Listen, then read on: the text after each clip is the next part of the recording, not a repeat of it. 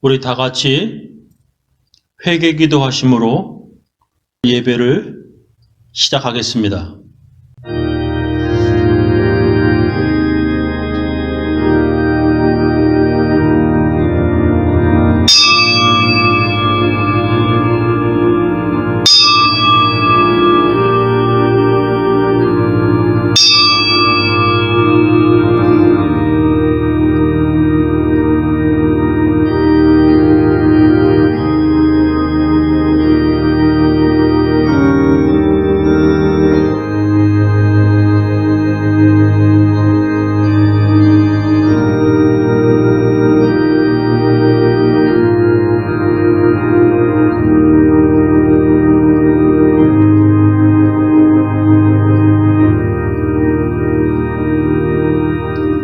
하나님 아버지, 오늘은 2025년 11월 둘째 주 11월 9일 주일입니다.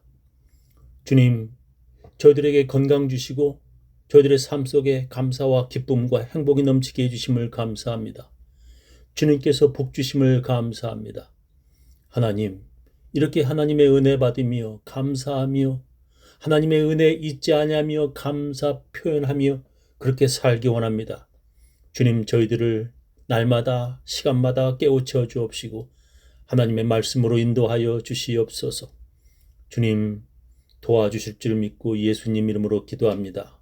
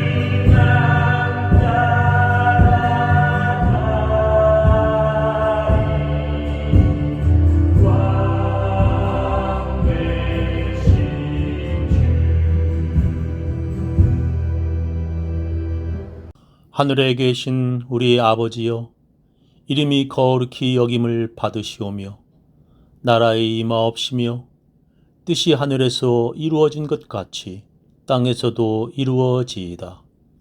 오늘날 우리에게 일용할 양식을 주옵시고 우리가 우리에게 죄 지은 자를 사하여 준 것 같이 우리 죄를 사하여 주옵시고 우리를 시험에 들게 하지 마옵시고 다만 악에서 구하옵소서. 대개 나라와 권세와 영광이 아버지께 영원히 있사옵나이다. 아멘. 전능하사 천지를 만드신 하나님 아버지를 내가 믿사오며 그 외아들 우리 주 예수 그리스도를 믿사오니 이는 성령으로 잉태하사 동정녀 마리아에게 나시고 본디오 빌라도에게 고난을 받으사 십자가에 못 박혀 죽으시고 장사한 지 사흘 만에 죽은 자 가운데서 다시 살아나시며 하늘에 오르사 전능하신 하나님 우편에 앉아 계시다가 저리로서 산 자와 죽은 자를 심판하러 오시리라. 성령을 믿사오며 거룩한 공회와 성도가 서로 교통하는 것과 죄를 사하여 주시는 것과 몸이 다시 사는 것과 영원히 사는 것을 믿사옵나이다. 오늘 우리들에게 주시는 하나님의 귀한 말씀은 마가복음 4장 10절부터 12절 말씀 되겠습니다. 예수께서 혼자 계실 때에 예수의 주위에 둘러있는 사람들이 12 제자와 함께 그 비유들이 무슨 뜻인지를 예수께 물었다. 예수께서 그들에게 말씀하셨다. 너희에게는 하나님의 나라의 비밀을 맡겨주셨다. 그러나 저 바깥 사람들에게는 모든 것이 수수께끼로 들린다. 그것은 그들이 보기는 보아도 알지 못하고 듣기는 들어도 깨닫지 못하게 하셔서 그들이 돌이켜 용서를 받지 못하게 하시려는 것이다. 오늘 제 설교 제목은 비유로 말씀하신 목적입니다. 오늘 성경 본문을 보면 사람들이 예수님께 왜 비유로 말씀하시는지 묻습니다. 마태복음에는 이렇게 그들이 질문했다고 기록합니다. 제자들이 예수께 나와 가로되 어찌하여 저희에게 비유로 말씀하시나이까? 그들의 질문에 예수님은 이렇게 대답을 하셨습니다. 예수께서 그들에게 말씀하셨다. 너희에게는 하나님의 나라의 비밀을 맡겨주셨다. 그러나 저 바깥 사람들에게는 모든 것이 수수께끼로 들린다. 그것은 그들이 보기에는 보아도 알지 못하고 듣기는 들어도 깨닫지 못하게 하셔서 그들이 돌이켜 용서를 받지 못하게 하시려는 것이다 했습니다. 이것을 다른 한국어 성경으로 읽어보겠습니다. 예수님은 이렇게 대답하셨다. 너희에게는 하나님의 나라의 비밀을 아는 것이 허락되었으나 다른 사람들에게는 모든 것을 비유로 말한다. 이것은 그들이 보아도 알지 못하고 들어도 깨닫지 못하게 하여 그들이 돌이켜 용서받지 못하도록 하기 위해서이다 라고 번역을 했습니다. 예수님께서 그들이 보아도 알지 못하고 들어도 깨닫지 못하게 하여 그들이 돌이켜 용서받지 못하도록 하기 위해서다 라고 대답하셨습니다. 간단히 말하면 비유로 말하는 이유는 그들이 구원받지 못하도록 하기 위함이라는 것입니다. 여러분들은 이것을 이해할 수 있습니까? 이 성경 구절은 오래전부터 사람들이 이해하기 힘든 예수님의 말씀이었습니다. 왜냐하면 구원하러 오신 예수가 사람들이 구원받지 못하도록 비유로 말한다는 것은 모두가 이해하기 힘든 것입니다. 이것은 예수님께서 구약 성경 이사야의 말을 인용한 것입니다. 내가 또 주의 목소리를 들은즉 이르시되 내가 누구를 보내며 누가 우리를 위하여 갈꼬 그때에 내가 가로되 내가 여기 있나이다 나를 보내소서. 여호와께서 가라사대 가서 이 백성에게 이르기를 너희가 듣기는 들어도 깨닫지 못할 것이요 보기는 보아도 알지 못하리라 하여 이 백성의 마음으로 둔하게 하며 그 귀가 막히고 눈이 감기게 하라. 염려컨대 그들이 눈으로 보고 귀로 듣고 마음으로 깨닫고 다시 돌아와서 고침을 받을까 하노라 했습니다.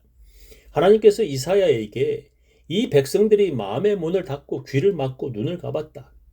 그래서 내가 아무리 선지자들을 보내어 내 말을 전해도 그들은 듣지도 않을 뿐더러 아예 들을 생각조차 없다.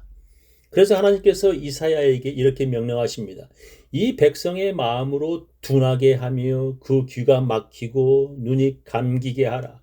염려컨대 그들이 눈으로 보고 귀로 듣고 마음으로 깨닫고 다시 돌아와서 고침을 받을까 하노라 했습니다. 하나님이 아무리 선지자들을 보내어 하나님 말씀을 전해도 이스라엘 백성들이 듣지 않아 하나님이 화가 나셨습니다. 그럼에도 불구하고 하나님께서 그들에게 보낼 선지자를 찾고 계셨습니다. 그러던 때에 이번엔 자기가 가보겠다고 이사야가 자원하였습니다. 그래서 하나님께서 그들이 귀를 닫아서 그들이 들어도 깨닫지 못할 것이라고 이사야에게 미리 마음의 준비를 하게 하십니다. 그러면서 이사야에게 이 백성의 마음으로 둔하게 하며 그 귀가 막히고 눈이 감기게 하라 말씀하십니다. 그들은 선지자가 전하는 하나님의 말씀을 들으려 하지 않았습니다. 그들은 선지자의 설교가 너무 재미없어 자기들 귀가 막히고 눈이 감기게 만든다고 핑계를 대었습니다.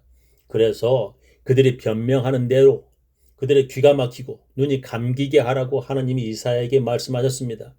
그런데 그런 악한 자들이 이번에 어쩌다 정신 차리고 귀담아 들어서 이제 돌이켜 고침받을까 하나님께서 염려된다고 말씀하시는 것입니다.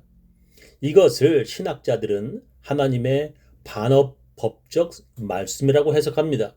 그러니까 하나님께서 속의 뜻은 그렇지 않은데 말씀은 그와 다르게 한다는 것입니다. 그러니까 속의 뜻은 사람들이 하나님 말씀을 잘 들었으면 하는 마음인데 겉으로 말을 지금까지 전혀 안 듣던 네가 이제 와서 내 말을 들을 수나 있겠느냐? 그렇게 된다면 해가 서쪽에서 뜨겠다. 야. 그렇게 된다면 지옥에 갈 너희들이 돌이키고 용서함 받겠는데 난 그것이 참 걱정된다 라고 하나님께서 지금 말씀하신다는 것입니다. 마음은 그들이 듣고 돌이켜 죄사함 받기를 원하시는데 하나님이 말씀은 다르게 하시는 반어법적 표현이라고 신학자들은 설명합니다. 한국에서 말을 듣지 않는 아이들에게 엄마가 들려주던 옛날 이야기가 있습니다. 엄마가 아이들에게 이런 이야기를 들려줍니다. 개구리들이 비가 오려는 날씨에 소리를 크게 낸다? 다른 맑은 날들은 개구리들이 조용하지만 비가 오려고 하거나 또 비가 내리면 개구리들이 밖에 나와서 소리를 크게 질러댄다. 그 개구리들이 왜 그러는지 너는 그 이유를 아니? 그것은 자기 엄마 무덤이 비가 와서 떠내려갈까 봐 걱정돼서 저렇게 소리를 지르는 거란다. 그 개구리가 지금까지 자라오면서 엄마 개구리의 말을 듣지 않아서 엄마 개구리가 걱정했대. 그래서 이제 죽는 엄마 개구리가 아들 개구리에게 자기 무덤을 물가에 만들어 달라고 말을 했대.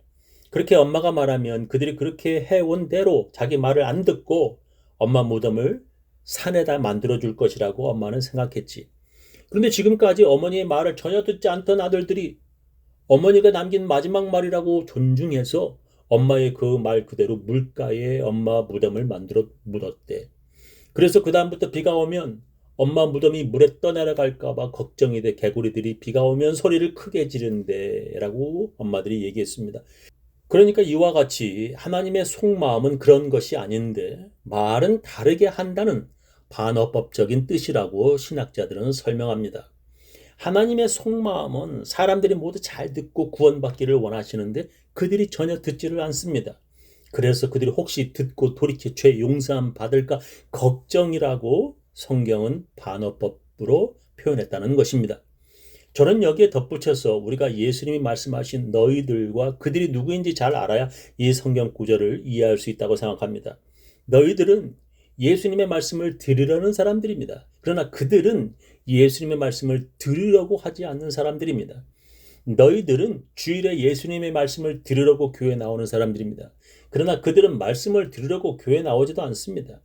그런데도 하나님께서는 그들도 구원받기 원하십니다. 그러다가 어쩌다 한번 그들이 교회에 나와서 목사의 설교를 듣게 됩니다. 그러나 그들은 목사의 설교를 들으면서 집중하지 못하고 머릿속에 딴 생각을 합니다.